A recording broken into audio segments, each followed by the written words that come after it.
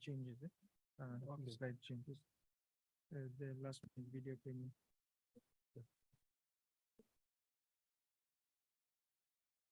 You delete that one. Okay, delete this one. Delete. So which one is just put one and put it on the desktop so that it's safe. Just quickly check. This one. Okay.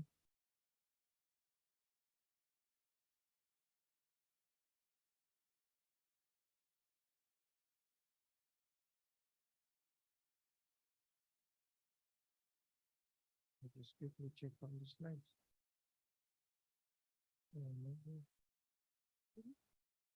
We are sound you check. Yeah. So the video sound. Okay, sir.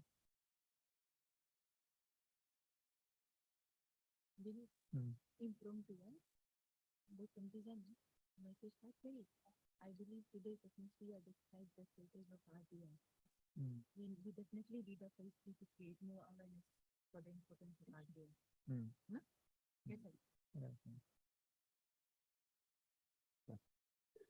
So we can make this online.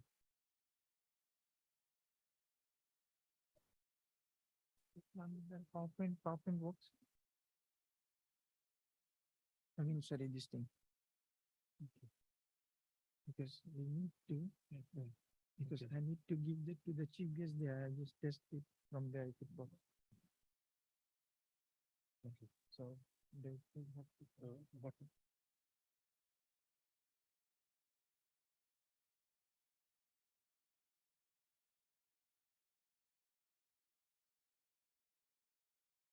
Okay.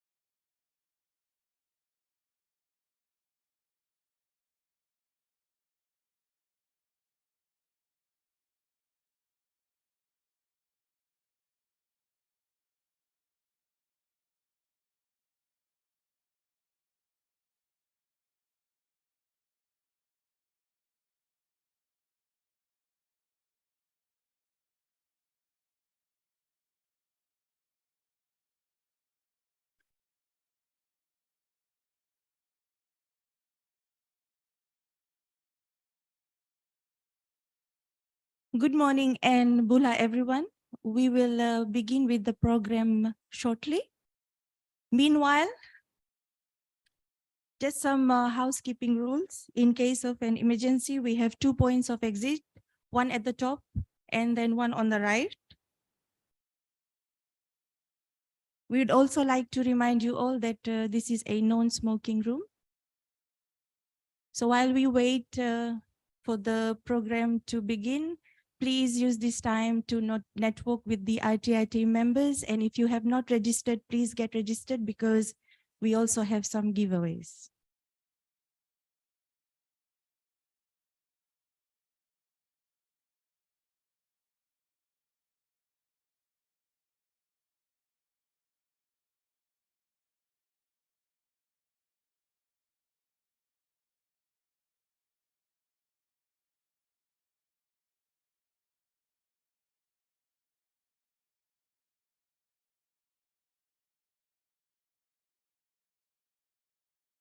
Ladies and gentlemen, welcome to the event of Right to Information, Our Transformation Journey for the Pacific. It is our pleasure to acknowledge the presence of our chief guest, USP's Acting Vice Chancellor and Vice President, Professor Jito Banwalailai, the Deputy Vice Chancellor, Regional Dr. Paunga, Head of School for School of Information Technology, Engineering, Mathematics and Physics, Professor Morozio, the Chief Secretary and Secretary to the Cabinet, Mr. Paula from Tonga, British High Commissioner to Fiji, His Excellency Dr. Brian Jones, Deputy Resident President, UNDP Pacific Office in Fiji, Ms. Woki, Manager of Vanuatu Right to Information Unit, Mr. Harold Obid, Right to Information Project Coordinator, Professor Sharma, all SMT members, invited guests, and dear students. Pacific greetings to you all. We are all elated to have you with us this morning. However, just one comment, looking at the ambience towards the event, Right to Information, sir, I believe we need phase 3 to create more awareness about the right to information in the Pacific. Ladies and gentlemen, a warm welcome to each of you again. Right to Information, a transformation journey to the Pacific, the launching of the South Pacific first ever unique and innovative right to information products. Can we please give a big round of applause for this event? My name is Pritika Reddy. And I'm Vinit Singh, and today we are your Masters of Ceremonies. Please bear with us just for 2 hours for this morning. Let's begin our morning with a prayer. Now I humbly invite Reverend Penny to lead the event with a prayer.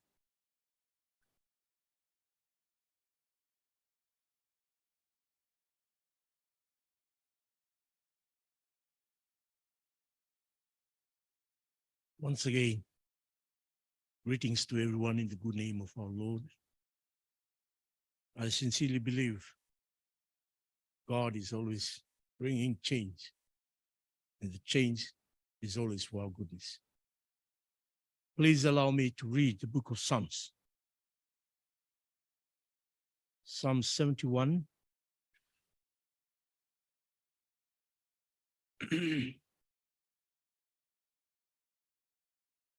Bible reads, verse 1. In you, O Lord, I put my trust, and let me never be put to shame, to which I may resort continually. Let my mouth be filled with your praise and with your glory all day. But I will hope continually and will praise you, yet more and more. My mouth shall tell your righteousness and your salvation all day, for I do not know the limits. I will go to the strength of the Lord, and I will make mention your righteousness of yours only. Friends, the beauty of the day is not what is new, but we are being made new. The glory of the day is not that marks a change, but that we are being changed. Let's bow our head and pray. Gracious Heavenly Father, once again we come into your presence, acknowledging you as our Lord and our Savior. We believe, O God, it is you that bring changes in this global world. And we are blessed, O God, to recognize the Lord God Almighty, who is more than enough. Father, as we come together in collaboration, O God, of this great event, we believe in your wisdom and understanding, O God, that has been guiding us in our journey to perfect our ways as we approach, O God, to provide all information in a timely manner to all the citizens of the Pacific, O God. And we believe, O God, it is through this collaborative approach with the right to information, O God, with the UKA, the USP, and the UNDP, O God, to focus, O God, on the core development of innovative digital solution, not only for awareness, O God, but advocacy. To further improve, O God, the disclosure of government information. And we believe, O God, it is through your wisdom and understanding, O God, that will help us to get through.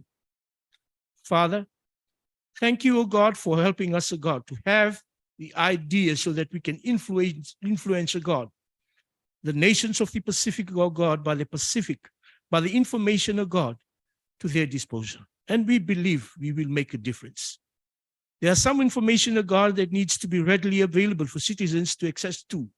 And we believe, O God, it is through your power, it is through your guidance, O God, that will help us, O God, disseminate where needed, O God, on these informations. Father, thank you for growing our Pacific nation. We believe, O God, that without you, we are nothing. And we trust in you, O Lord, for the growing need to appropriate information, retrieval and distribution, O God, of technologies. And we trust no other but you, O Lord. We thank you, God, for the awareness workshop, O God. This great meet and dialogue, O God, we bring, O God, the change on this Pacific.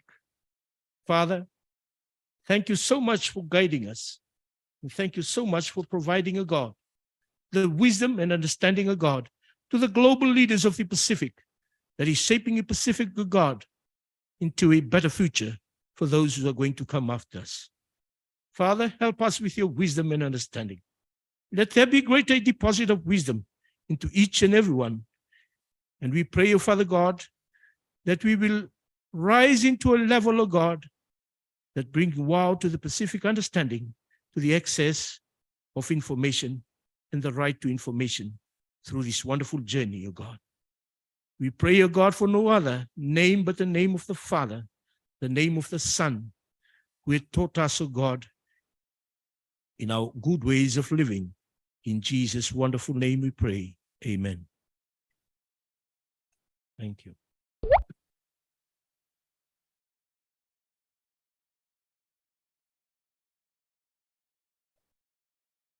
Thank you, Reverend Penny. We now know that we are in safe hands to begin the program.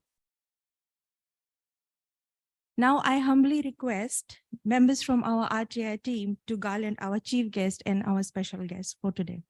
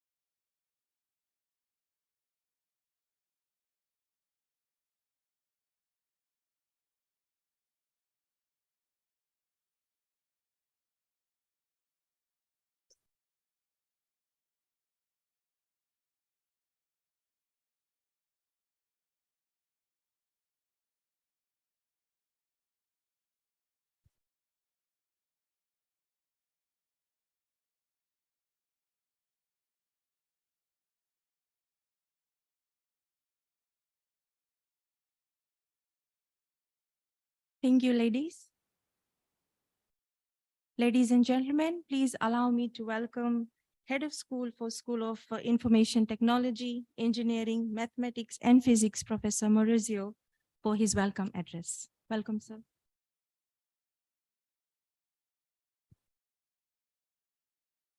Good morning.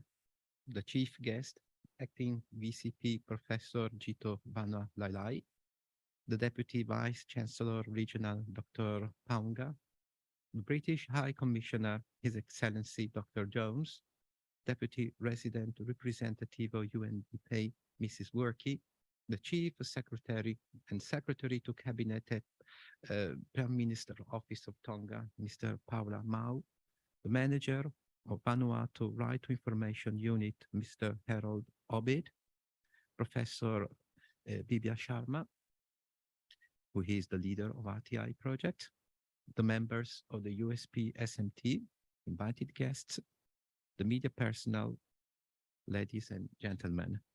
A very welcome and a very good morning to you all. Having right to information, RTI, is an essential tool for fostering accountability, transparency, and good governance, and is essential to the development of vibrant, inclusive democracies. The RTI should be defended and supported as a fundamental human right because it is a vital part of any free and democratic society. Information is a tool that empowers an individual in practically every decision they make.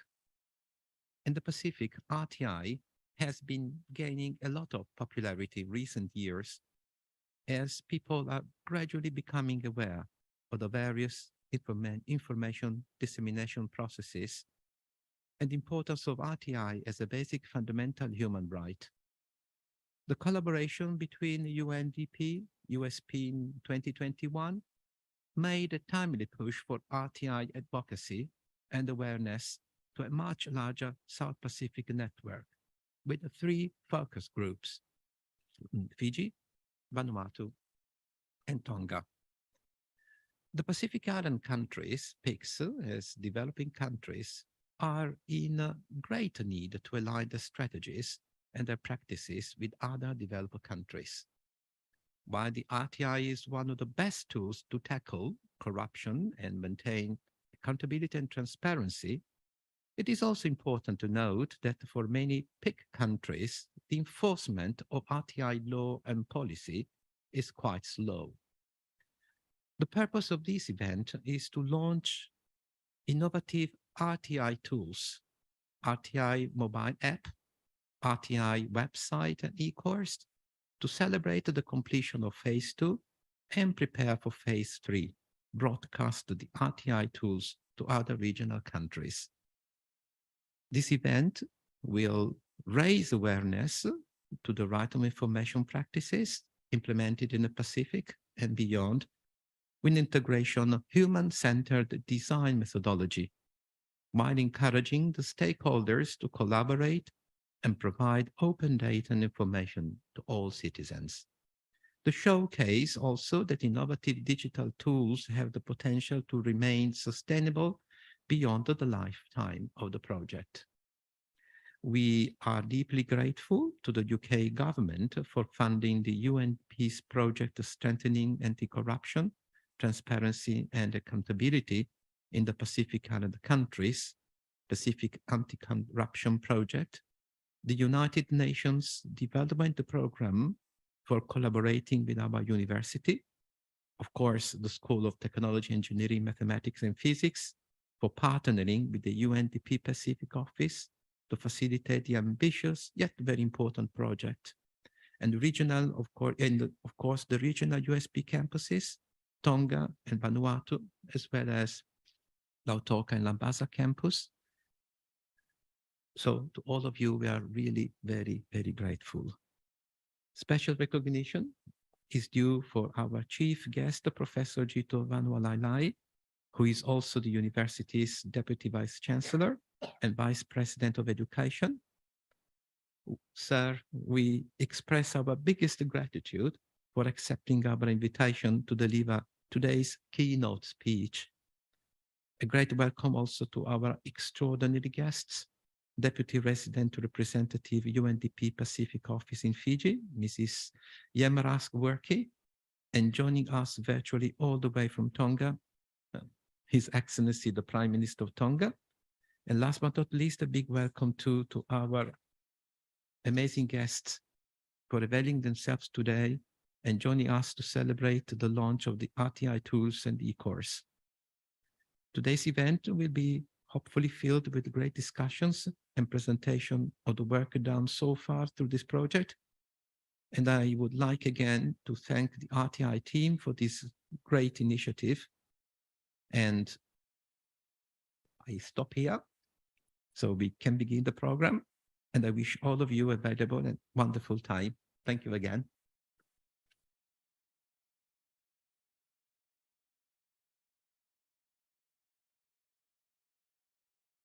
Thank you, sir, for your address. And we also like to acknowledge you for your contributions towards the RTI project and accommodating all our last-minute requests.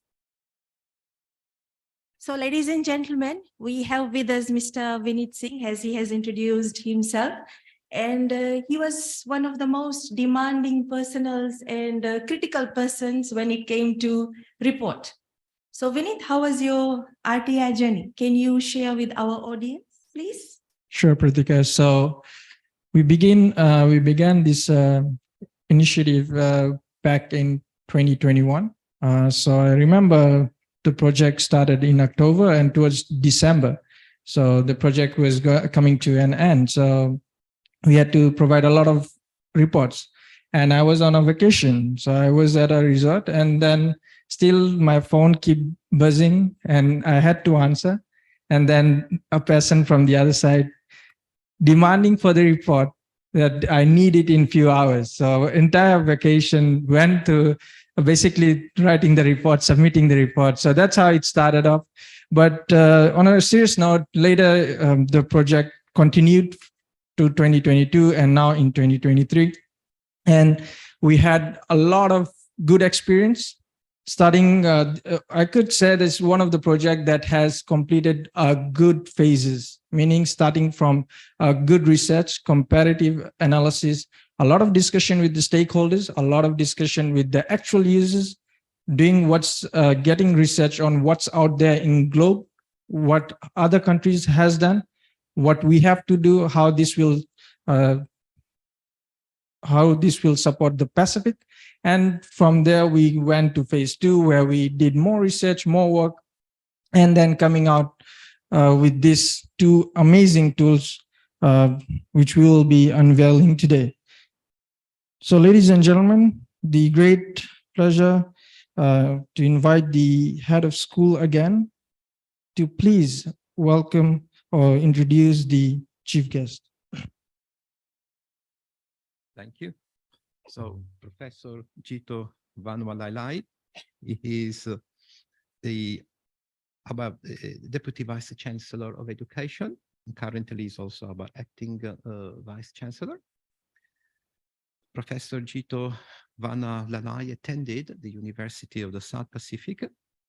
He graduated in 1987 with a Bachelor of Science degree, Mathematics and Physics majors. In 1988, he was awarded a Japanese government scholarship to undertake postgraduate studies in Japan. In 1990, he graduated with a Master of Engineering, specializing in controller system engineering from the University of the Ryukyus, Okinawa. In 1991, he was accepted by Kobe University, Kobe in Japan, to undertake the PhD program in mathematical control theory. He successfully completed the program in 1993 with the publication of his PhD thesis applications of the direct method of Lyapunov to the nonlinear system, and returned then to Fiji, where he joined the University of South Pacific in 1994 as a lecturer in mathematics. He has been with the USP since then and is now professor of applied mathematics. From 2011 to 2019, he was the substantial director of research at the USP. He is currently the deputy vice chancellor for education. And he has published extensively in this field over the last 25 years as an academic and researcher, one of our best researchers, I must say. Thank you.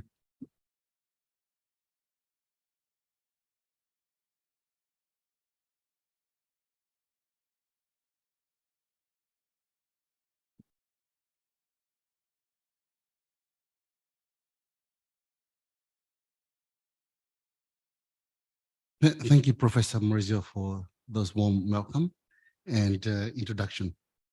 It is really a pleasure for me, a privilege indeed, to be here today and to witness this amazing product produced by our very own USP staff, led ably by Professor Bibya Sharma.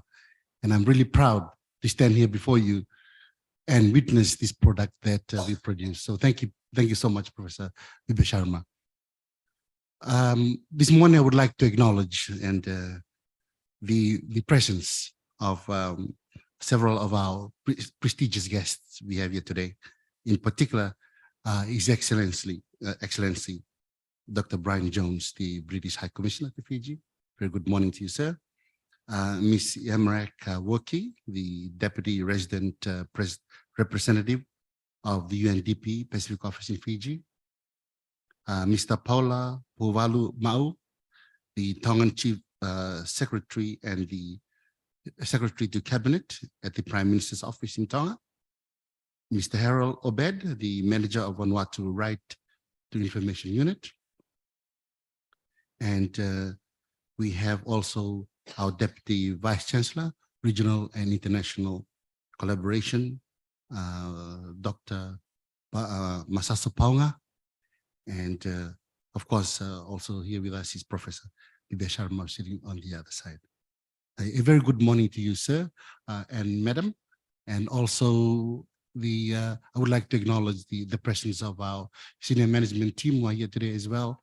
And of course, our staff and student of the University of the South Pacific. A very good morning again to you all. Nisamblo Vinaka. Namaste and Pacific greetings to you all. Now, having the right to information is an essential tool for fostering accountability, transparency, and good governance, and is essential to the development of vibrant, inclusive democracies. As we speak here and talk about the RTI, we can see what is happening around the world, in particular our very good friend in Israel, how they basically are fighting for their right as a democratic nation. And it is really, after what happened in our own history here in Fiji, democracy is really a wonderful flower, as it were. And we can compare a democratic nation and one that is dominated by basically a tyrant, perhaps. And we can see the differences between these two types of nations. And it is really wonderful to live in a democratic society. And we should treasure that, living in a place like Fiji. And I think the good thing about having the RTI event today is that it is part and parcel of making sure that we have a transparent and a democratic society. Therefore, the RTI should be defended and supported as a fundamental human right because it is a vital part of any free and democratic society. Information is a tool that empowers an individual in practically every decision that they make. In the Pacific, RTI has been gaining a lot of popularity in recent years as people are gradually becoming aware of the various information dissemination processes and the importance of RTI as a basic fundamental human right. The collaboration between UNDP and USP in 2021 made a timely push for RTI advocacy and awareness to a much larger South Pacific network. with 3 focus groups: Fiji, Vanuatu, and Tonga. The Pacific Islands countries, as developing countries, are in need to align their strategies and their practices with other developed countries. While the RTI is one of the best tools to tackle corruption and maintain accountability and transparency, it is also important to note that for many Pacific Island countries, the enforcement of RTI law or policy is quite slow. Anyway, many congratulations again to our USP STEM RTI team, in particular Professor Bibya Sharma, for organizing this launch that aims to showcase the innovative RTI tools that were developed to make information dissemination, retrieval, and accessibility easier for the Pacific people. The RTI project was implemented in 2021 to facilitate and to educate Pacific people on the importance of information and how it influences our decision-making processes. Now, after 2 years, we are able to see how the RTI project progressed to cater for the needs of the Pacific. The USP STEM RTI team have worked tremendously hard to deliver to the people of the Pacific. I express my gratitude to the project coordinator, Professor Sharma, for seeing through the project, and also to Dr. Sonja Stefanowaska Trajonoska. My apology if I mispronounced that name.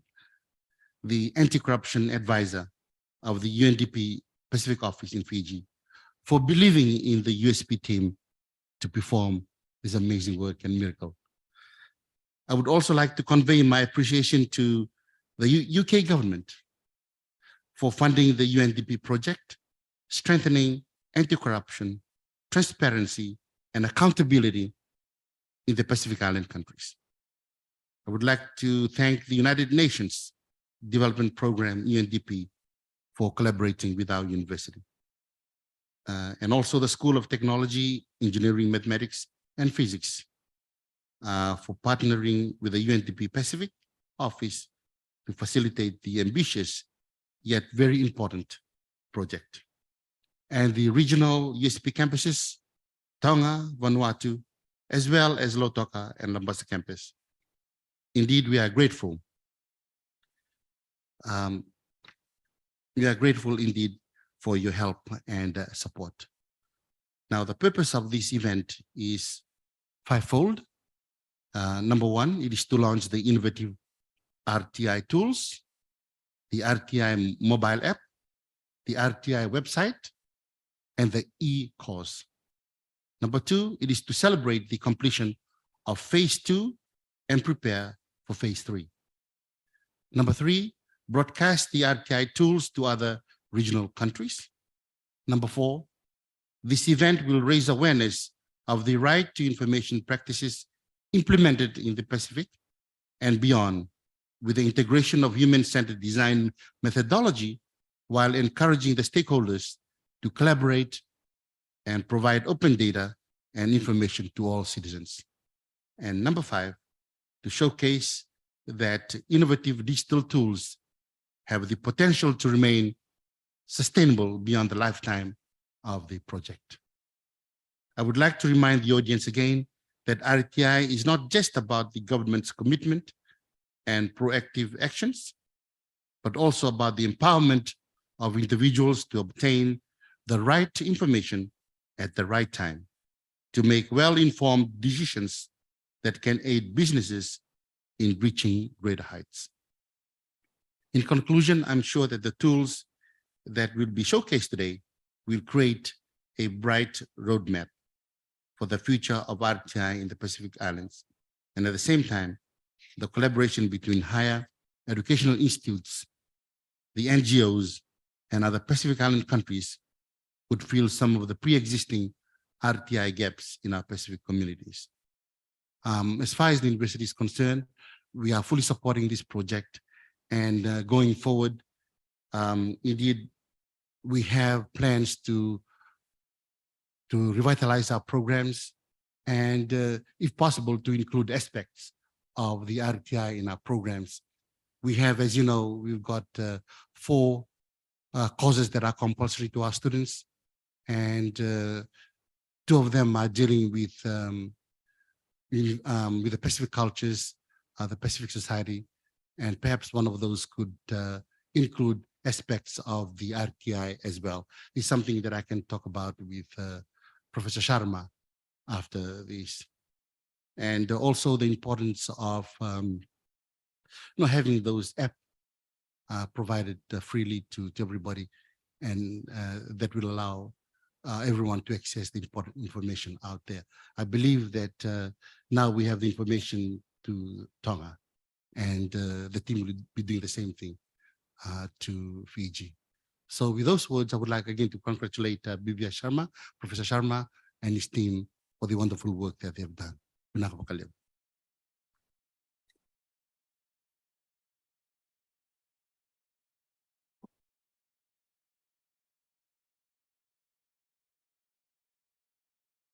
Thank you, sir, for your motivational speech. And I hope the audience is well tuned about RTI now.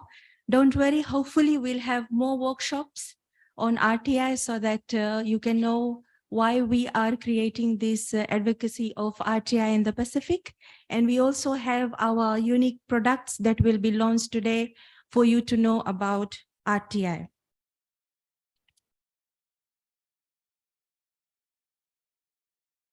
Okay, so we will now have a few giveaways. Vinit, can you do the honors, please? Thank you, Pritika. So we will basically, when the participants were registering, we took the numbers, and now we will be just picking up a few numbers and calling out the name. You can collect your prizes after the event, please.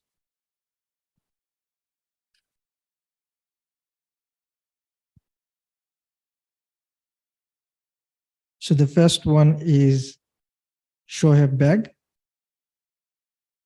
So congratulations. Please pick your prize after the event. And the second one is David Paha. Again, please collect your prize after the event. And we also have the third one, Sandeep Kumar. Please, again, collect your prize after the event. Thank you.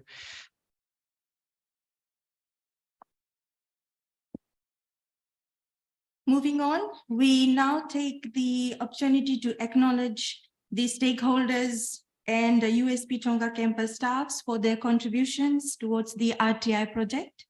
And let us welcome the Chief Secretary and Secretary to Cabinet, Mr. Paula Mao, for his virtual address. He's not ready.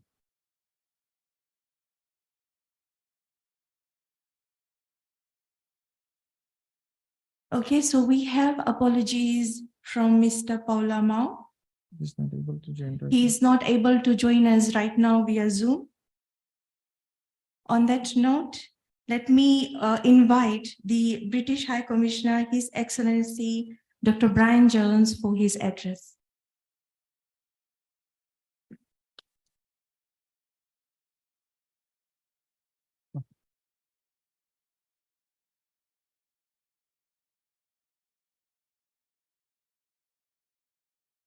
Good morning, Bula Ram Ram, and I acknowledge all of our esteemed academic colleagues present today, and my UN friends and colleagues, and our guests joining us online. I'll start with a story from the 1900s about one of my diplomatic colleagues in the Caribbean. And this is a time when messages and information had to be written down on paper and sent on ships in order to reach their destination. And my headquarters hadn't heard from this diplomat in the Caribbean for almost a year. So they sent him a telegram by Morse code, and it said, "Dear fellow, are you all right? should we send support? And his reply by Morse code also came, yes, no. Today, of course, we live in an information revolution in the 21st century. And if my colleagues in headquarters had wished to find out if he was okay and needed support, they could have pointed a satellite at his house and got live digital feed of him going out to water the plants in the morning. They could have logged into his Apple iWatch and seen his heart rate broadcast in real time. They could have checked the ATM records to see when he last took his salary out, or indeed where he went to do his shopping. And they could have looked in real time at his social media and seen a little green dot to show that he was online precisely 30 seconds ago. Of course, information can also, in such a vast field of data over which we have little control, information in the wrong hands can be equally destructive. States can use information to control their citizens. States can use facial recognition cameras to look deeply into people's behavior and link that to their ability to access services or privileges. Mass data can be used for control and subjugation of citizens rather than supporting them.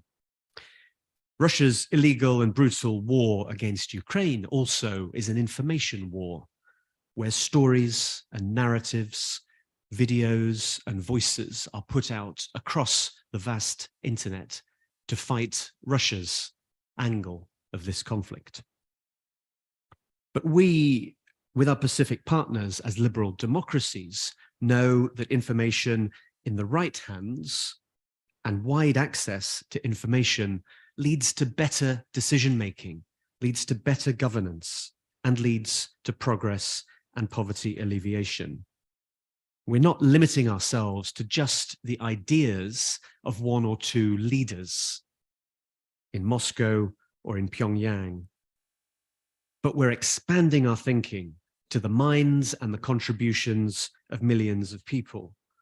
In this case, the minds and the contributions of the 2,000 students that took part in this project to create a wonderful tool and an app that will give students and university participants the access to an even wider range of data. And I hope this program has set in chain amongst those who participated in it and amongst those who read about it and learn about it today, a desire and a demand and an appetite for information to help all of us drive towards a corruption-free Blue Pacific in 2050. Thank you very much for your attention, Banaka Vakalevu, and I wish the creators of this wonderful software every success. Thank you.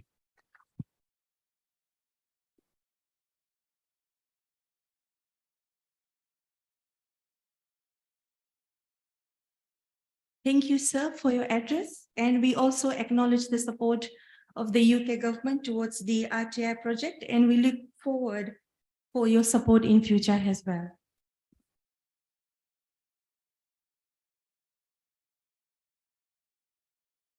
Ladies and gentlemen, please allow me to introduce to you our next guest, Deputy Resident Representative for the UNDP Pacific Office, Ms. Woki.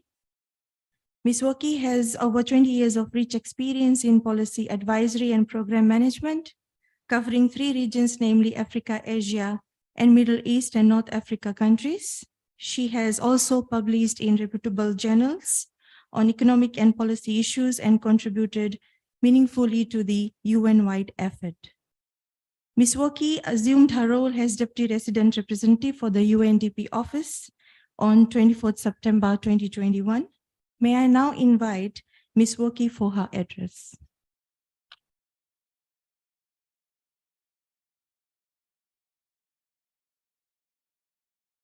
Thank you very much. A very good morning to you all. Let me first and foremost acknowledge Professor Gito the USP Deputy Vice Chancellor and Vice President Education. I would want to also acknowledge deeply His Excellency Dr. Brian, the British High Commissioner to the Republic of Fiji. And I would want to also acknowledge, I hope he's also listening to us, Mr. Paula, Chief Secretary and Secretary to the Cabinet at the Prime Minister Office of Tonga. I had the pleasure of meeting him last week, and I hope he's listening to us there. And Professor Maurizio, Head of the School of Information Technology, Engineering, Mathematics and Physics of USP, Professor Bibi Ashama, the USB Right to Information Project Coordinator, USB Right to Information team, for whom we are extremely grateful about, the students of USP, members of the media present today, colleagues, Bula Vinaka, and it's a pleasure for me to be here today.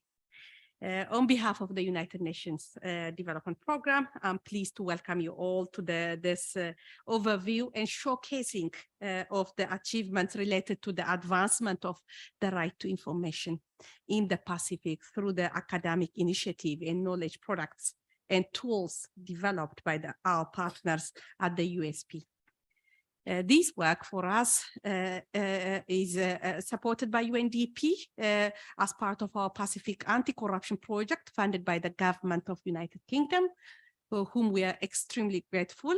And it's another strong building block for UNDP and partners to join efforts to build knowledge and recognition in the Pacific of a critical role to the right to information plays in increasing government transparency and accountability and combating corruption.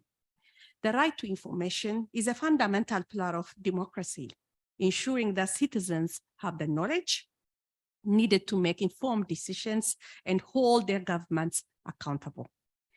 When citizens have access to information, they are more likely to engage in political and civic activities, such as voting, attending public meetings, and voicing their opinion on issues that matter most to them. This increased participation would strengthen the democratic process and foster a more inclusive society. By accessing information about public spending, policy making, and government performance, citizens can assess the effectiveness of their leaders and demand improvements when necessary. The right to information also helps to build trust between citizens and their governments. By being transparent, governments on their part demonstrate their commitment to openness and honesty, which leads to increased public confidence in democratic institutions. In addition, it enables the business and investors, who are really the bedrock of any economy, to make well-informed decisions based on accurate and updated information about market condition, regulation, and government policies. This leads to more efficient resource allocation, promote overall economic growth, strengthen human capital, and boosts employment opportunities. In this context, that we are thankful to the USP for having worked hard on a range of new products to help document, codify, and sustain the knowledge and experience of the right to information journey and showcase the possibility and benefits of technology towards improved right to information. We are also particularly thankful to the governments and other non-governmental stakeholders in Fiji, Tonga, and Vanuatu for their commitment to furthering transparency and an open data agenda through active participation and contributing to the development of the right to information, prototype knowledge products and tools. We believe continued collaboration between government, citizens, and academia will bring about innovative solutions to improve for right information across the Pacific. As the RTI product and tools have not been developed in isolation, but have been, in fact, researched and designed at the University of the South Pacific for a reason, I must mention that the most importance of education and force of academia and use to drive and sustain not only just RTI agenda, but also the broader anti-corruption agenda. Here in particular, I would like to commend the ambition of the RTI e-course, which will enable USP students and any citizen to register for an easy access to information on the course, which would give them in-depth knowledge of RTI and its importance in the Pacific and beyond. With this, USP will ensure that the knowledge will continue spreading further across all Pacific countries we trust.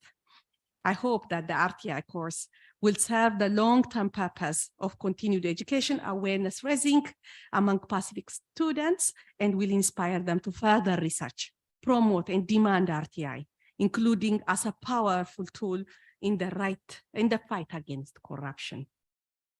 As we celebrate the achievements of the project, let us also commit ourselves to continue exploring the avenues for future creative partnerships to ensure that the right to information results are sustained and the right to information remains a central principle of our society and a driving force for positive change. In closing, I would like to expand my heartfelt thanks to everyone who has contributed to the success of this project, especially our partners at the USP and the government of United Kingdom for its generous support.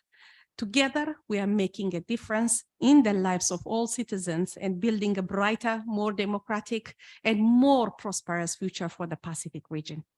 Thank you very much for your attention. I really, truly look forward to the presentation of the knowledge products and tools developed and owned by USP. Thank you.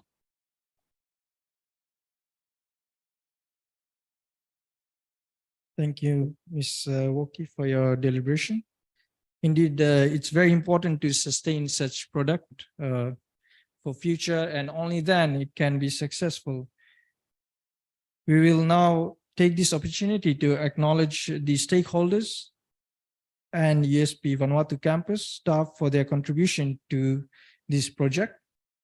Indeed, in most of this stakeholder meeting, I was present personally, and there was a lot of support from Vanuatu and Tonga government for this project. So we really acknowledge both of them.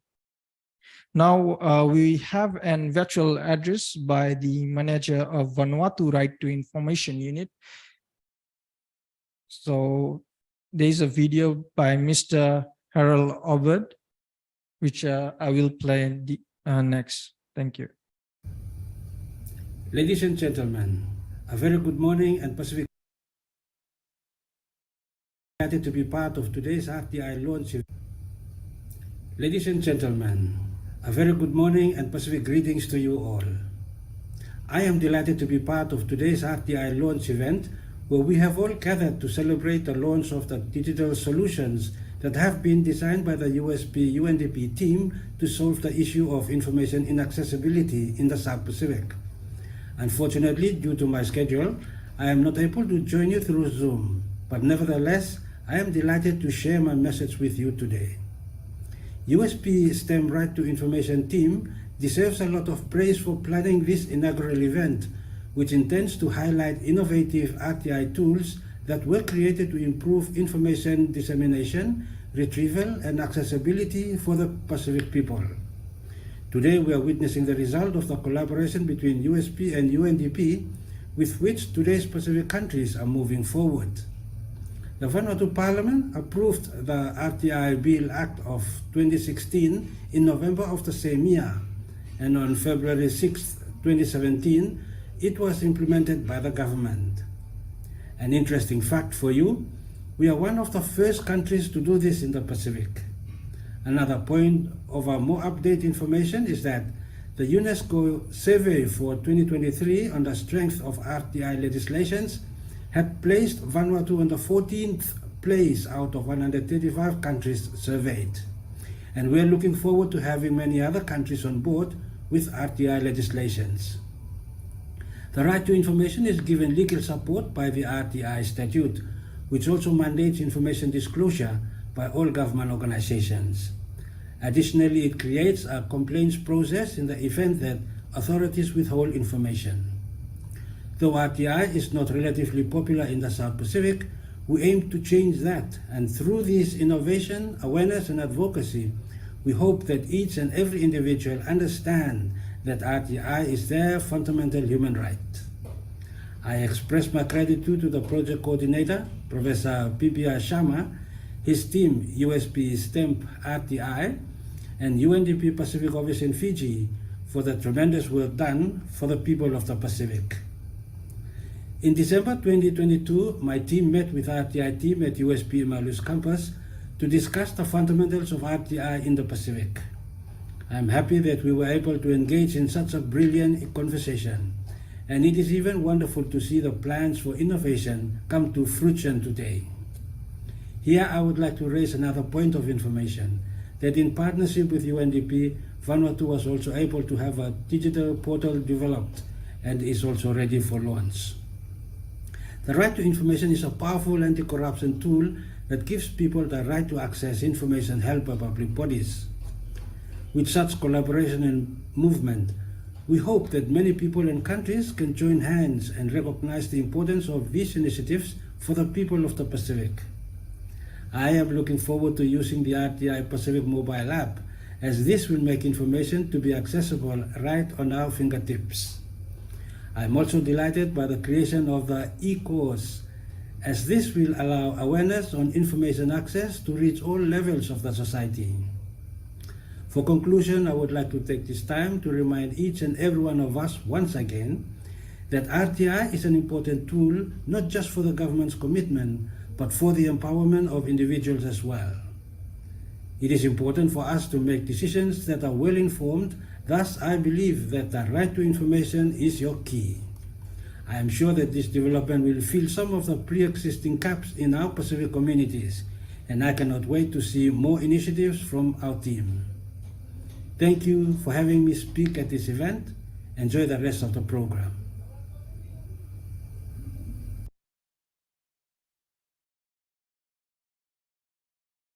Thank you, Mr. Obed. For your information, Vanuatu is only country in the Pacific who has a proper right to information policy and legislation.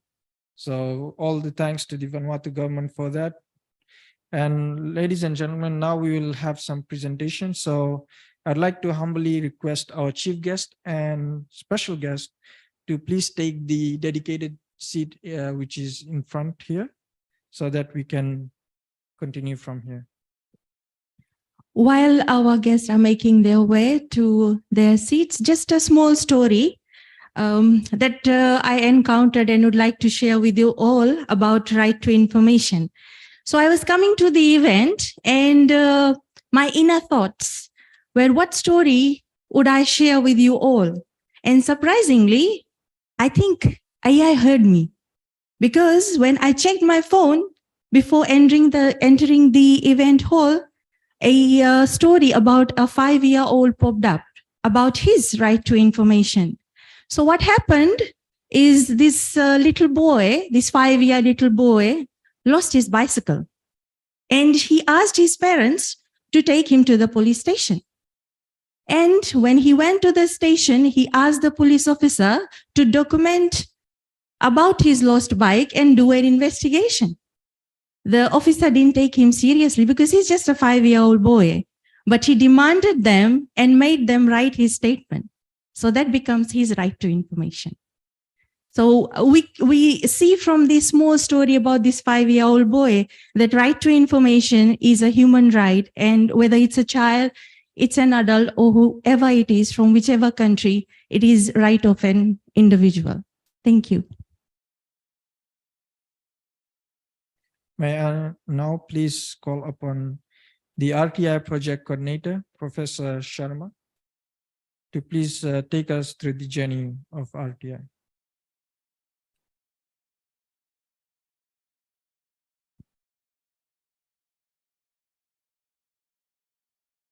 Thank you, Vinit. Okay. Well, I'm lost for words actually, because all the presentations before me have basically said what I wanted to say. This is the problem of right to information. You share your documents and then your documents get photocopied everywhere. Thank you. The chief guest, acting VCP, Professor Vano Lailai, the Deputy Vice Chancellor, Regional and International, Dr. Ponga, British High Commissioner, His Excellency, Dr. Jones, Deputy Resident Representative, UNDP, Ms. Waki, Chief Secretary and Secretary to Cabinet at PM's Office Tonga, Mr. Paula Mau. I think he's online, but finding difficulty in connecting. We just heard from Manager of Vanuatu Right to Information, Mr. Harold Obed, members of USP SMT, invited guests, media personnel, ladies and gentlemen. Yan Ravinaka, very good morning and Pacific greetings to you all.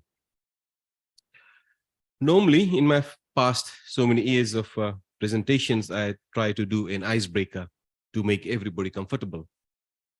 However, I see everybody is already in the RTI mood, so I will get to my presentation straight away. Although, having said that, we'll miss out on a couple of very interesting stories about men know and car park stories from our chief guest.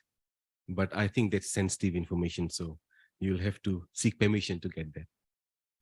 Anyways, with permission of the chief guest, can I proceed, please? Thank you, sir. I've been tasked by my young RTI team to provide a short account of our RTI project and our journey in the last 2 years. Our RTI journey had 2 different phases. Phase 1, we started in October 2021 and ended in June 2022, 9 months. The second phase started in October 2022 and ended in June 2023, again 9 months. I'm not sure about the secret of 9 months, but why is that very important? But it was very important for us because after these 9 months, we were able to give birth to a number of exciting results, designs, and stories. The project basically titled Enhancing Citizens' Access to Information and Strengthening Oversight by Non-State Actors Through Innovation under UNDP's Pacific Anti-Corruption Project was successfully implemented in October 2022. The primary objective basically was for us to try to look and reconsider the mechanisms, the systems of the Pacific Island countries to enhance the ability to prevent and combat corruption effectively. Hence, basically trying to help the Pacific Island countries to address the 2030 agenda of sustainable development. To do this, we had, to achieve this very ambitious goal, we had a number of tasks designed in phase 1. I'll quickly go over them very quickly. The first one, as the Master of Ceremony has basically said, that we tried to do a comparative analysis of what's happening out there globally, to see some of the best practices, to see what is happening right elsewhere, what kind of innovation the other countries have achieved and are currently practicing. So we try to stock take all of that and extract some of the good ones which could be actually deployed in the Pacific for our use. There were some very nice ones which we have seen, for example, RTI on Wheels from India. We had a one-stop shop website from Canada. We had very standard procedures to secure sensitive information from Australia, and so on and so forth. We also try to look at what we have in the Pacific, the current practices, and basically how people were able to get the required information. And to tell you the truth, there was hardly anything. We had channels which were not working. We do have some legislation, some were in progress, but basically we saw that there were many gaps which needed to be filled, and we wanted to fill that using the information which we have got from the developing countries or developed countries, basically.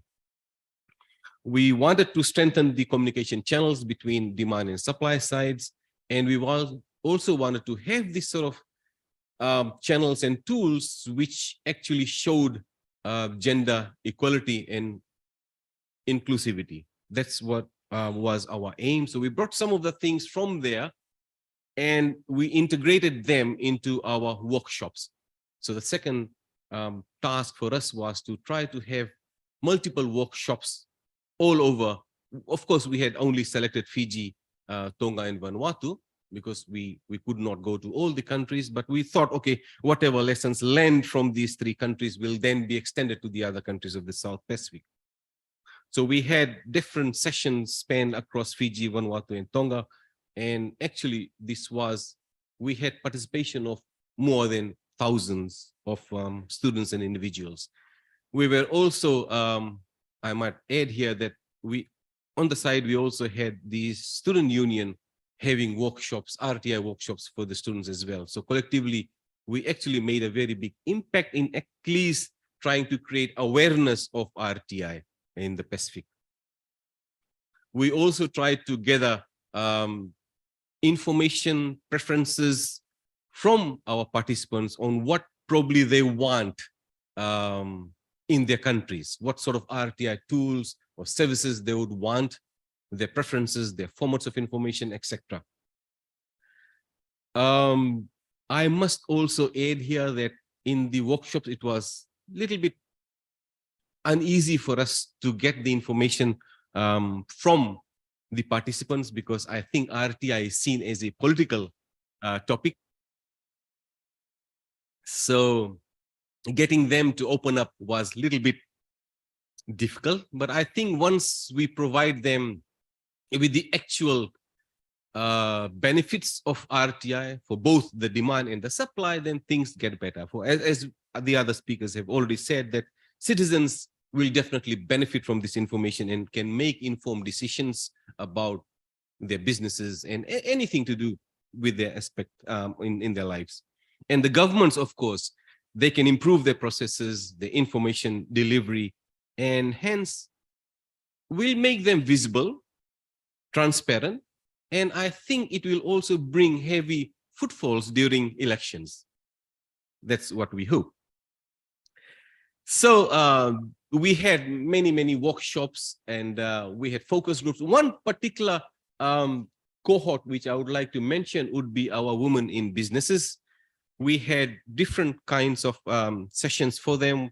These were focus groups, these were workshops, these were interviews, and we tried to look at how we could bring women into business. As we know, even in the 21st century, the literature shows that there is still inequality faced by our women when exercising the RTI. So we wanted to make them first aware of the RTI informations. We wanted to listen to them. We wanted to reduce the gap, the RTI gap. And we basically wanted to see that their businesses are recognized, they flourish, and they are able to contribute to the economic development of their countries. Interestingly, we had 130 women engaged in these workshops and activities. Some results, again, were very disturbing. For example, 49% of the participants still operated unregistered businesses. How's that? 49% of the 130 women we had interviewed.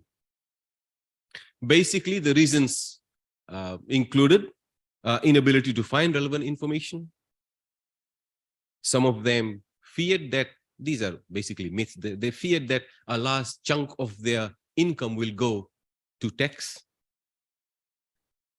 44% of the individuals, of the participants, were not actually even aware of the resources made available by the governments. So there is a disconnect. Sometimes, even though the information is available by the public bodies, people do not know that they are available. And sometimes if they know, they are not able to access this information. And we also found out that ICT competencies were also a problem. The digital literacy was also a problem. And that's why in phase 2, when we were developing the e-course, one of the chapters was basically on digital literacy. So all this feedback in phase 1 were clusters, were combined, and we tried to look at the patterns and we tried to see what people wanted out of these. And then we organize a hackathon for our students, and we try to bring in our young minds to see how they could see these new tools. And from this hackathon, we chose a number of very interesting tools, ideas, and that was fed into phase 2, which started in October 2022. And now we are here. These tools are developed, and we want to showcase them to you. As the chief guest basically said, that we have a number of things that happened in phase 2. One was we continued with the awareness. We thought awareness is needed, so we carried on with our face-to-face, our online and hybrid mode of the workshops, awareness workshops. But we knew that this is not enough. This is not sustainable. So we thought, okay, we should also on the side try to get our e-course developed so that it's made available to everybody and everybody knows about RTI. In parallel, we'll carry on with the workshop. So that's what basically we did. And the e-course was quite successful. I think during the presentation, then we will see some facts and figures about that as well. We also looked into the RTI tools, the mobile app, and I must say that this mobile app is the very first, not only in the Pacific, but in the world. It not only provides information to us, but it also provides a platform where you can seek information. You can request for information. So this is one of the very first in the world. And to look at the success, we have seen so many of the women as well as the participants of the workshop and those who trial the tools. We have seen a change in their life. We have seen many businesses got registered. We have seen profits soar in many of the cases, and this will again be discussed later. We also thought that with this experience of our RTI, what we have achieved, these should nourish one of our publications. So we have a design thinking manual, again, one of the kind, which is nourished with very important aspects of our culture, Pacific culture, and our norms. And we will again look into that as well. So all I can end by saying that this partnership which we have, USP, UNDP, UK Aid, and regional governments, this is really doing well, and I hope this is just the beginning and we are able to do more and reach more South Pacific countries and make sure that we all grow together with the right information. Thank you.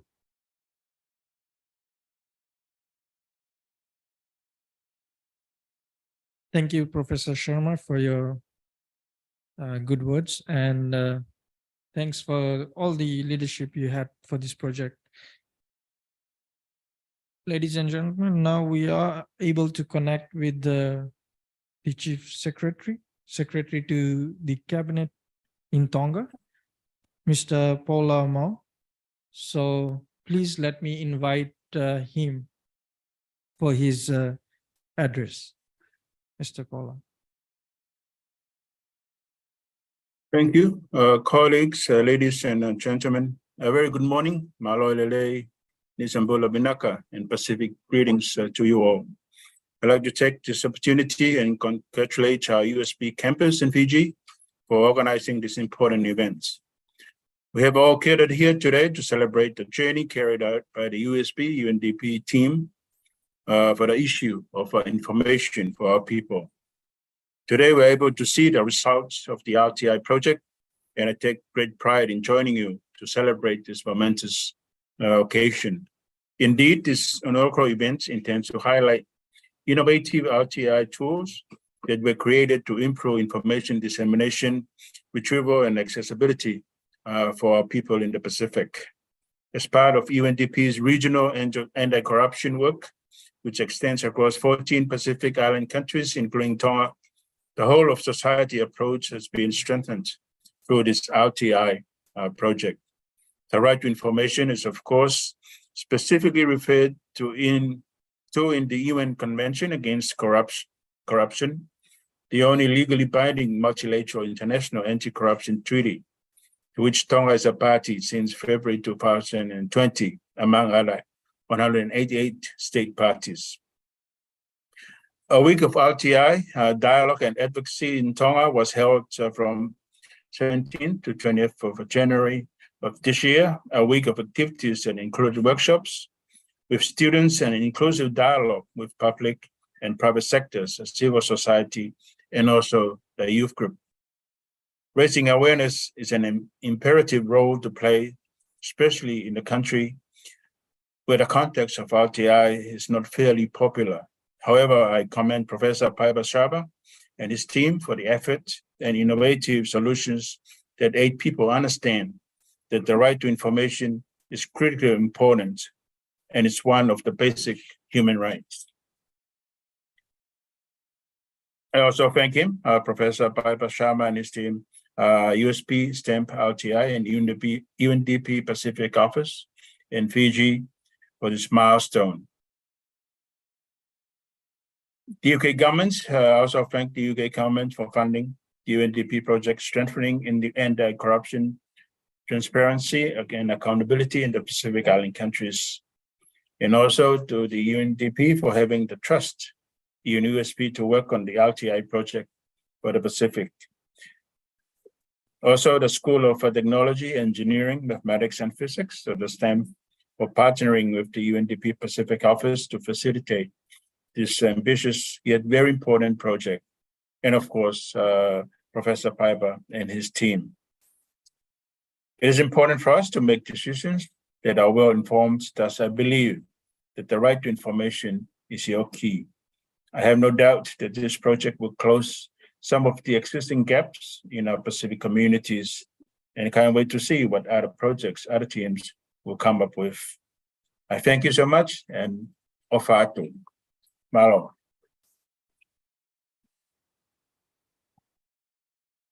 Malo, Mr. Paula, very nice to see you again. And thank you for your government and your secretary, chief secretary, and who has been working with us for this project, providing us with the content for the app, and always being there wherever there was a workshop or in any of the events which were held in Tonga. Thank you, sir. Ladies and gentlemen, before we move on, we'll quickly have some giveaways. Vinit, once again, can you please announce the name of the winners?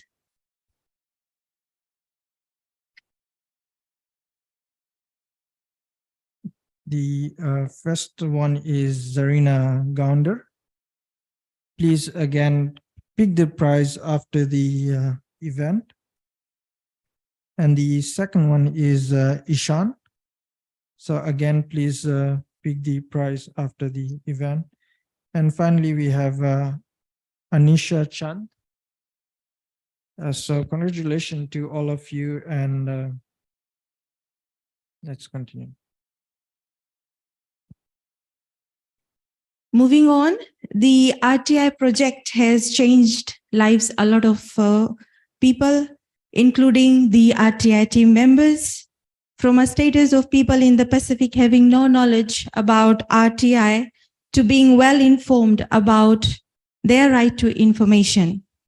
Let us join hands to welcome Ms. Mishangi Reddy to share with you stories of change from the RTI project. Mishangi.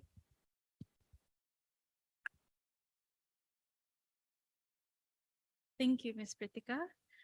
A warm good morning to our esteemed guests, ladies and gentlemen. Thank you for joining us this morning. My name is Mishangi Reddy, and I'm one of the few people who believe in the power of change. Change is inevitably a part of our everyday life. Without change and storytelling, we wouldn't be here. The RTI journey started with an objective to increase awareness of RTI in the South Pacific, and here we are, 2 phases and 2 years later, celebrating the launch of our innovative RTI tools and e-course. Right to information is one of the powerful tools in the world, and I'm sure that some of you will agree with me when I say that RTI is a foreign concept. Today, I'll be telling you a little story about our RTI project. As explained by our project coordinator, Professor Bibia Sharma, Stories of Change is a culmination of 2 phases. We were able to identify certain enthusiasts who were eager to learn about RTI in phase 1, and we have captured their journey. Looking at some of the statistics, the graph shows the difference in RTI awareness among the same group of women in business. Evidently, there's an increase in the number of business registrations by 22% and a much improved relationship between clients, ministries, and government by 16%. We have also identified individuals whose businesses have been transformed and whose lives have been changed for the better. Today, they are also RTI advocates for us. They believe RTI is the key to change and a better future. I would also like to highlight one of our stories from Tonga. This is Ms. Selu Kovaka's passionate and committed journey to empower young women of Tonga. With her friends, Ms. Kovaka had an unregistered NGO through which they would collectively donate school and healthcare essentials to young girls, but she still felt that it was not enough. She started to face problems as it became difficult to obtain resources, maintain finances, and increase her network. She felt disheartened, but ironically, she did not know that while she was facing this dilemma, her RTI rescue team was on their way to help her. RTI was not a popular concept in Tonga, but when Ms. Kovaka heard of this workshop, she registered in hopes to save her emerging organization. The discussions carried out during the workshop piqued the interest of Ms. Kovaka, and she found the light she had been looking for. The RTI workshop helped her to gain knowledge on the various business registration processes in Tonga, which enabled her to register her NGO. They also contacted a large network of people to receive more support, finances, and donations and funding. No one was more happier than the USP RTI team after hearing about Ms. Kovaka's successful journey. When the team met up with her again in May of 2023, they realized that she now carried a sense of pride and gratitude in her work. Ms. Kovaka found the initiative very helpful, and she thanked the RTI team for showing her the light. I also have a testimony video that I would like to share with you this morning. This is Ms. Sandhya Sadhana, and she's a small medium enterprise owner. She lives in Fiji, and the RTI workshops have been an eye-opener for her. Today, she has a business with increased profits, increased net worth, and a better financial situation. Bula, I'm Sandhya and I'm small medium enterprise business owner. I've been running my business since past few years, and I would like to share some of the problems that I faced during the initial stage of my business. The problems that I faced was lack of communication from the respective organization, meaning customer service, and less information on the requirement documents for lodgement. Last year, 2022, I got an opportunity to attend a workshop for RTI at University of the South Pacific, where I get to know the great initiative from USP and UNDP.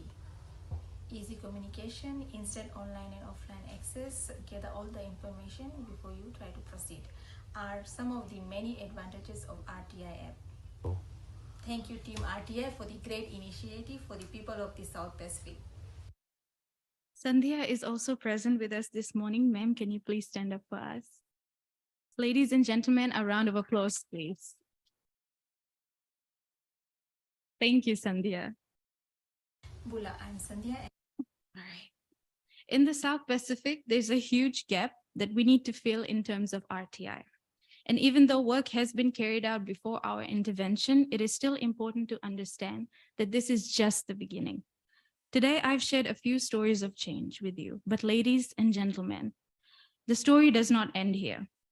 The RTI team aims to continue improving the lives of people in the South Pacific by encouraging more advocacy and awareness of RTI workshops. I will leave one of my favorite quotes with you by Michel Ande. And he says, every real story is a never-ending story. Thank you.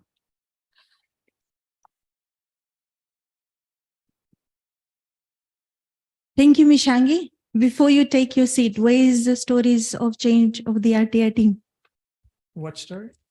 See, this is what I mean. He has lost half of his mind because honestly speaking, the RTI team members, they had an evolution amongst themselves. It was from humans to zombies, and then again to humans for us to come and have this event with you all. And our king, Professor Sharma, is sitting right there, the king of Zombie Kingdom.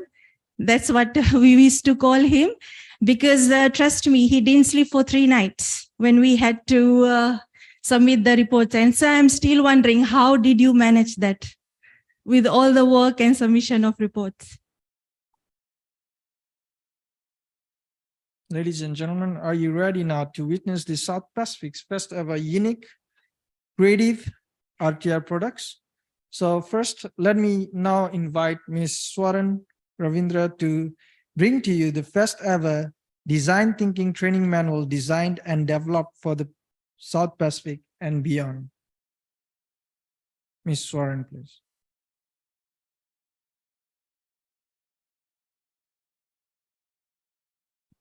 Thank you, Vinit. Bula Vinaka, good morning, ladies and gentlemen. I would like to thank you for being here today to witness the launch of some of the RTI products that has been an outcome of the RTI project, which started close to 2 years ago. Thank you. I'm here today to present to you all the South Pacific's first ever design training manual. I would like to thank UNDP for providing us with a guide, a prior design thinking manual, which was developed by the youths in Iraq. As such, this manual is referenced from the design thinking manual, which was initially developed by the youths in Iraq. Ladies and gentlemen, in front of you is the cover page of the design thinking manual that has been put together by the RTI team. The manual can be used by anyone who is interested in developing the products and services using the design thinking process in the South Pacific and beyond. To give a South Pacific flavor, the manual is packed and adequately nourished with the South Pacific culture, traditions, and stories to make it more Pacific-centric. The background and the pictures also reflect artifacts from Fiji, Tonga, and Vanuatu, the 3 main nations that our RTI project covered. Considerable research work, idea formulation, development, testing, and piloting have been carried out to develop innovative products and training tools for the South Pacific. This Pacific-centered training manual reflects a localized journey for the RTI team to achieve the completion of the innovative products and services. Ladies and gentlemen, so what is design thinking? Design thinking involves 5 stages as shown. Each stage gets us closer to understanding the real needs and wants of our users, which was something that was very important for this project, because in the Pacific, you know that we really do have our Pacific way. So the very first stage that I'd like to tell you about, a very important word in most of the projects that we need to do in the Pacific, empathy. So the empathy stage is where, so there's encouragement to attempt to comprehend the issue from the viewpoint of the users and from the viewpoint of the users. So this is where we try to put ourselves in the place of the people who would be benefiting the most from the RTI tools. And we need to try to understand the predicaments, their journeys, their obstacles, and then we attempt to understand it as much to be able to produce some lucrative solutions for them. The next stage is the define stage, requires you to use your insights into identifying the issue and the needs and wants of the user. So this is where the team gets to start thinking. The third stage is the ideate stage, encourages you to come up with the concepts in order to discover an innovative approach that can be prototyped in the following stage. The next stage is the prototype stage. Involves creating an easy model that can be used to demonstrate your idea in action. And the final stage, ladies and gentlemen, is the test stage, where we request feedback from clients once they have tried the prototype. These 5 stages include stories, examples, and scenarios from the South Pacific. Also, a lot of creativity has been put throughout the manual.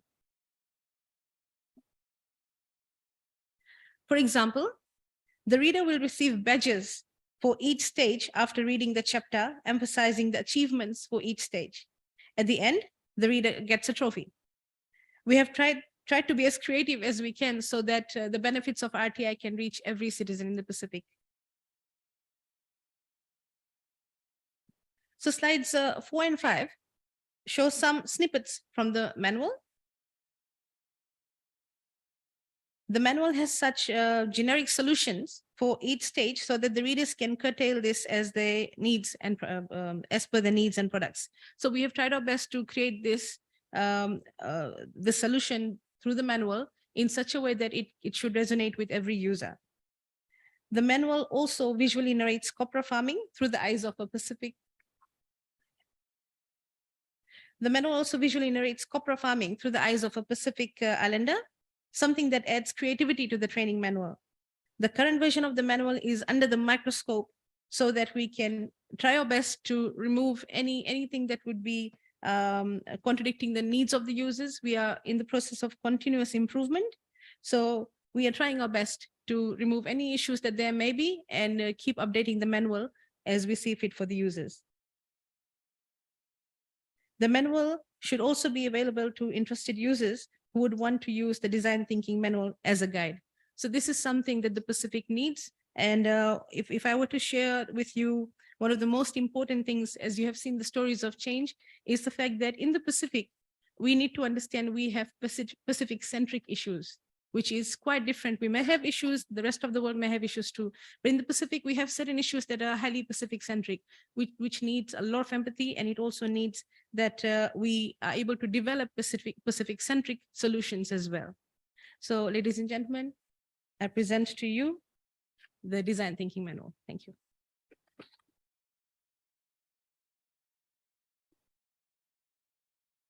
Thank you, Ms.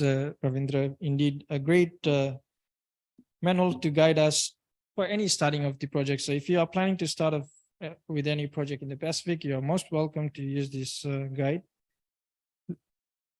Ladies and gentlemen, now let's move to the next product, which is one of its kind, the first ever development for the people of the Pacific.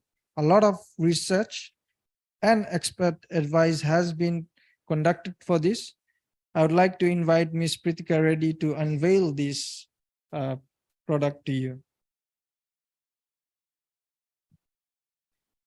Ladies and gentlemen, so are you ready to witness the South Pacific's first ever E-course on RTI?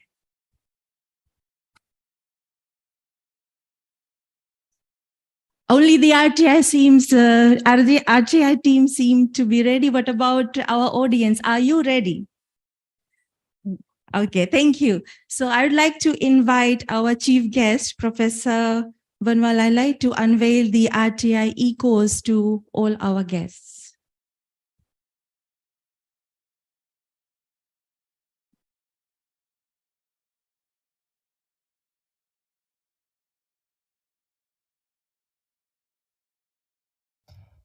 Information empowers decision making. Welcome to the first e-course on the right to information developed by USB in collaboration with UNDP. This course will develop your knowledge about your right to information. The course has 5 chapters, which consists of digital literacy, overview of RTI, growing presence of RTI in the South Pacific, RTI in the South Pacific, RTI summary, and future trends.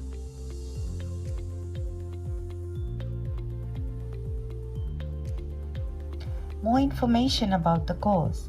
You will learn about different kinds of information, their dissemination and retrieval processes, legal and ethical issues surrounding the use of information retrieval process costs in just 50 hours of your time. Moreover, you get to know your digital competency and improve your digital literacy skills. The e-course will fascinate you through the gamified and fun methods of learning. At the end of the course, you will receive online badges and certificates. The RTI e-course is free and enables self-registration. So get registered, know your rights, and make a difference.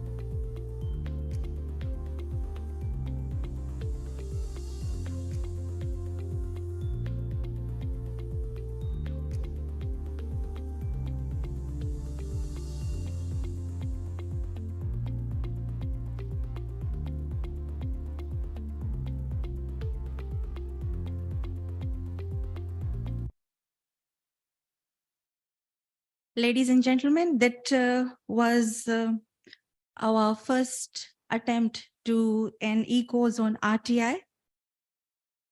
The e-course has been developed through a lot of research and expert advice. And on that note, I would like to acknowledge UNDP for bestowing your trust on the USB RTI team to lead the development of the RTI e-course and guiding us throughout the development process. Your assistance is much appreciated. I would also like to thank Mr. Hirado for providing us his feedbacks, his comments, and his guidance throughout the project as well. Special thanks to Professor Sharma for your guidance, innovative ideas throughout the entire process, and not forgetting the USP RTI team for your support throughout the journey. The current version of the RTI e-course has been piloted to the USP students, and we have indeed received positive feedbacks from the students. And now, since the e-course is officially launched, we are ready to pilot it to a greater Pacific audience. The e-course has 5 chapters, as you have seen in the video. Chapter 1 is on digital literacy. Now, this was one of the themes that we gathered from the RTI workshops, whereby we saw that digital literacy was one of the issues that people of the South Pacific face. So we have incorporated that as one of the first chapters of the e-course, together with a remediation module that would improve the digital skills of individuals in the Pacific and beyond.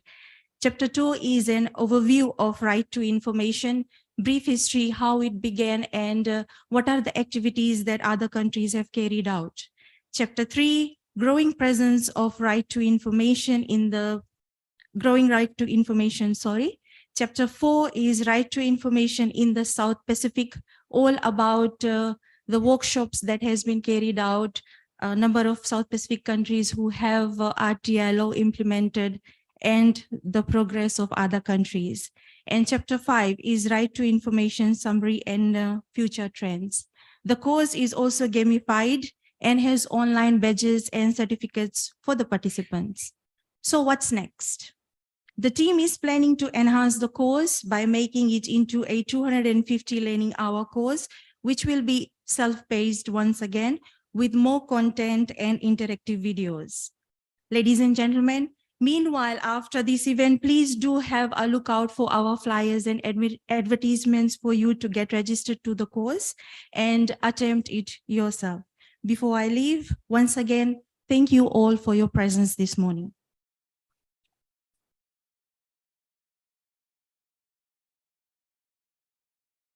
Thank you, Pritika and the RTI e-course team.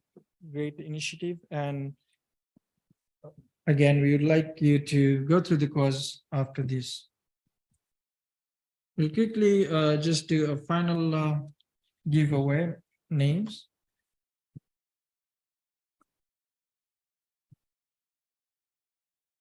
So the first one is Miss Lana Molivuare. Second one, Freedom Takayawa. And the third one, Prithvi Narayan. So please collect your giveaways after the event.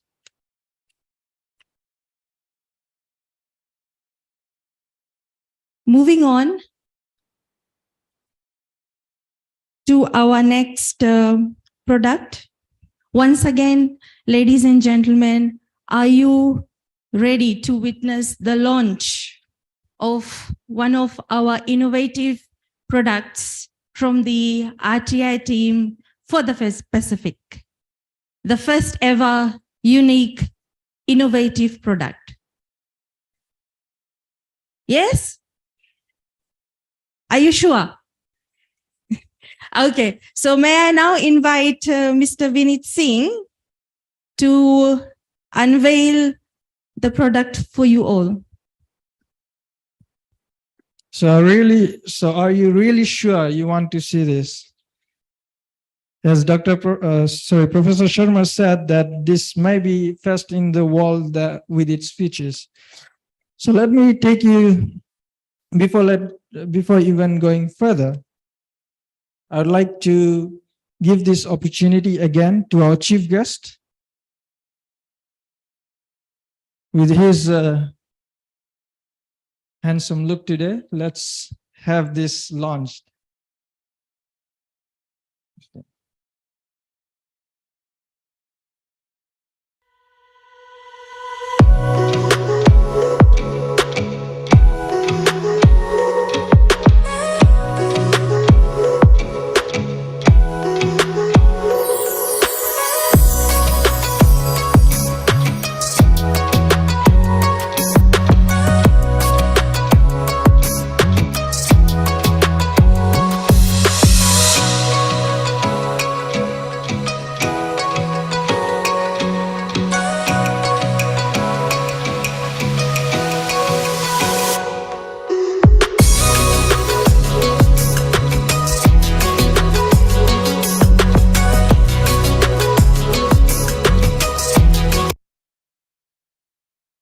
That's right to Information Pacific app for you, ladies and gentlemen.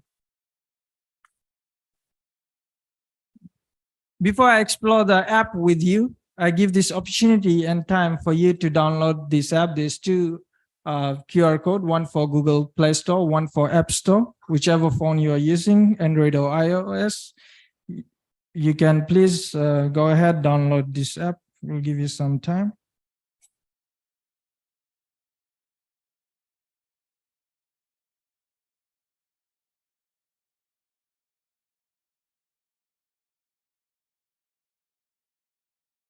There's content from Tonga and some from Fiji. Basically, Fiji, we have ESP at the moment. Tonga, we have many of the ministries' content already available. But of course, the content will come up more in future.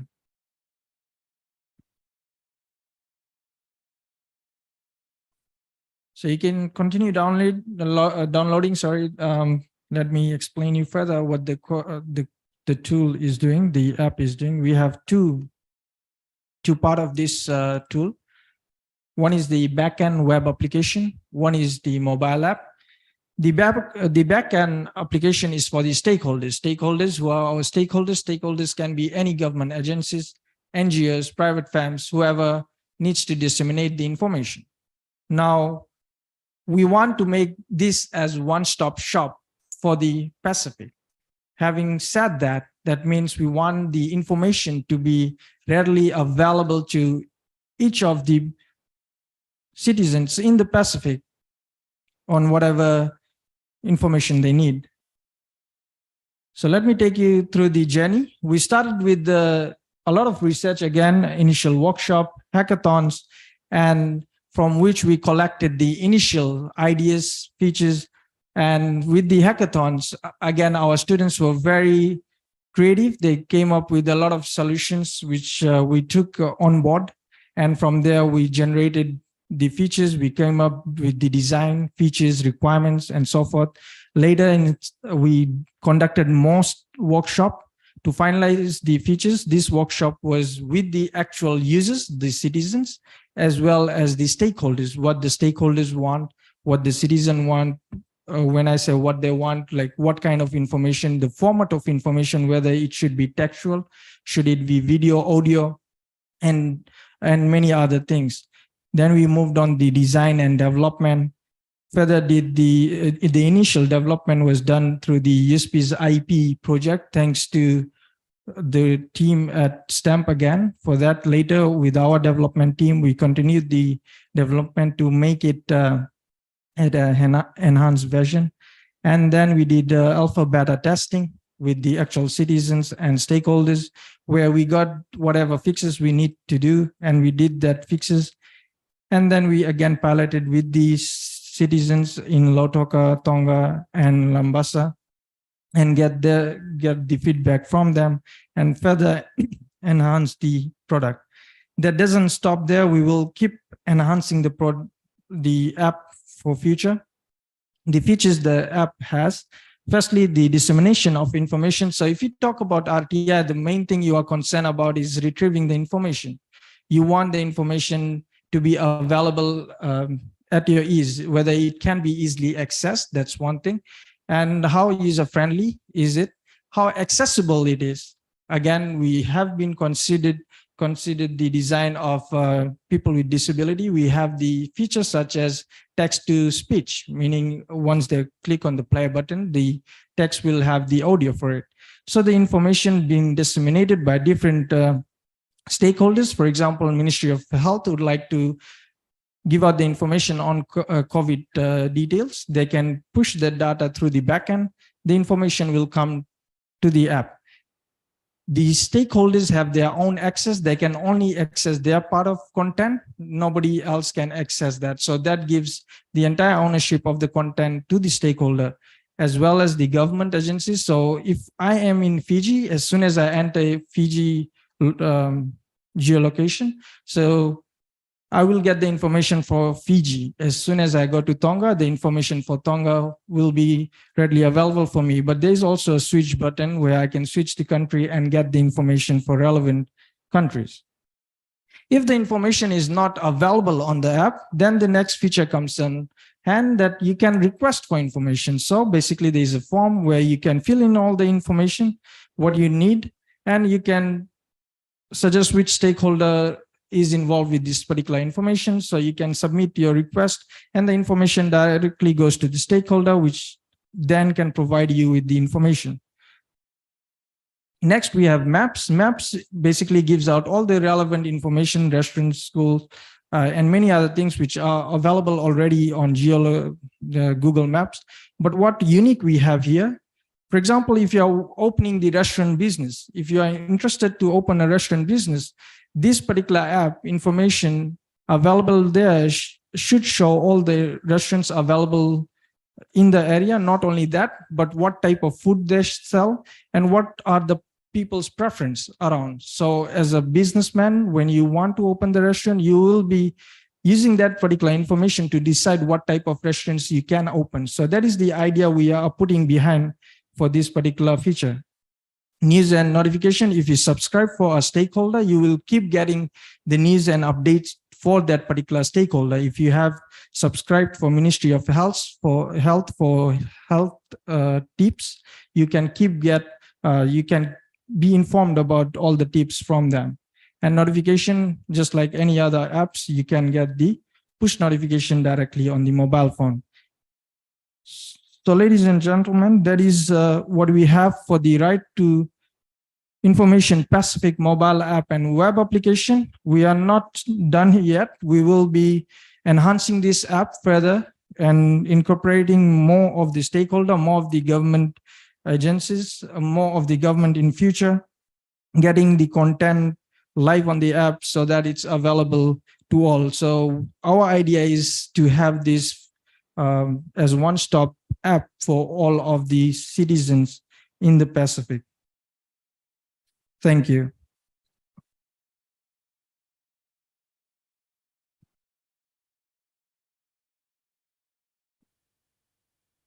Ladies and gentlemen, we are almost coming to the end of the program, and now I would like to invite Ms. Sunana Nair, to deliver a vote of thanks.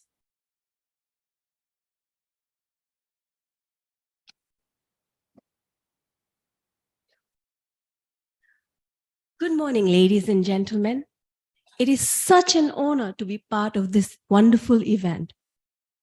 On behalf of the STEM USP RTI team, I would like to extend our heartfelt gratitude to our chief guest, Professor Jito Vanualailai, USP Deputy Vice Chancellor and Vice President Education for gracing our event today. Vinaka Vakalevu. It is indeed true, right to information is important for the country, the government, and the people.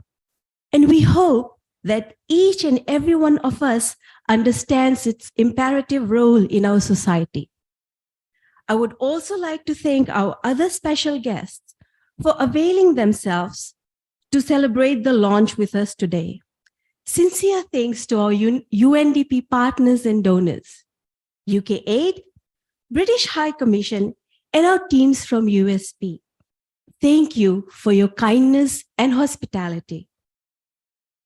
A wide range of applause and thanks to all the participants who made the event a memorable one. And to our Reverend, Sir, Thank you for blessing the occasion and helping to ensure its success.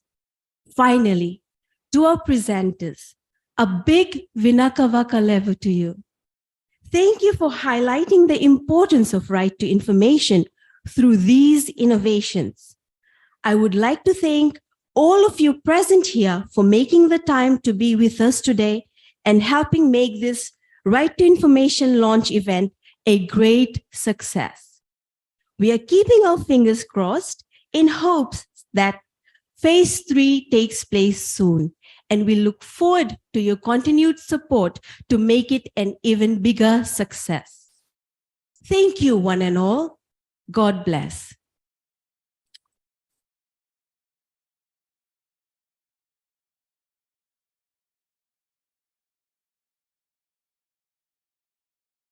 Thank you, Ms. Sunena Nair.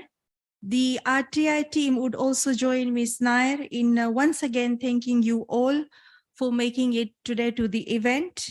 To all those who have made the RTI events highly successful, and special thanks to all those who have joined us live for the event. A big thank you and Vinakavaka level to one and all. Now I would like to invite Professor Sharma to lead our guest and our chief guest for our photography session, followed by refreshments. Neha, can you guide the team, please? So first, we'll have a group photo. So I'll request everyone to just move forward so we can have a group photo from this side, and then we'll keep sitting, and then we can have a group photo. So I'll just request everyone to just huddle to the middle. Audience, please, can you just come to the middle for a group photo?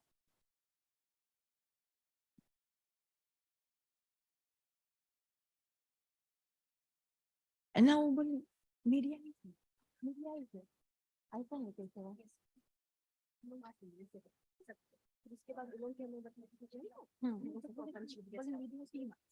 Media team है इसमें.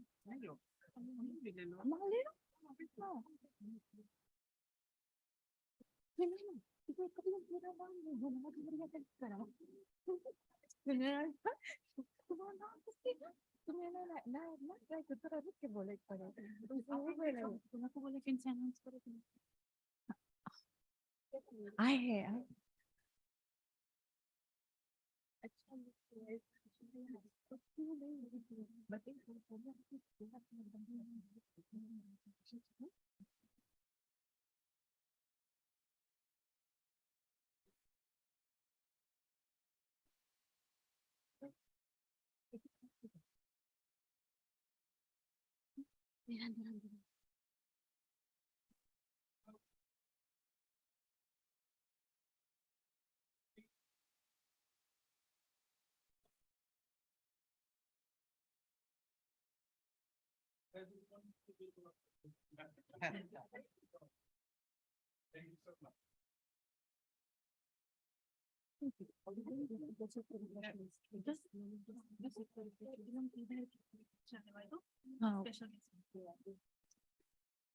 There is refreshments available, so you can have refreshments, please, while our guests are having the photography session.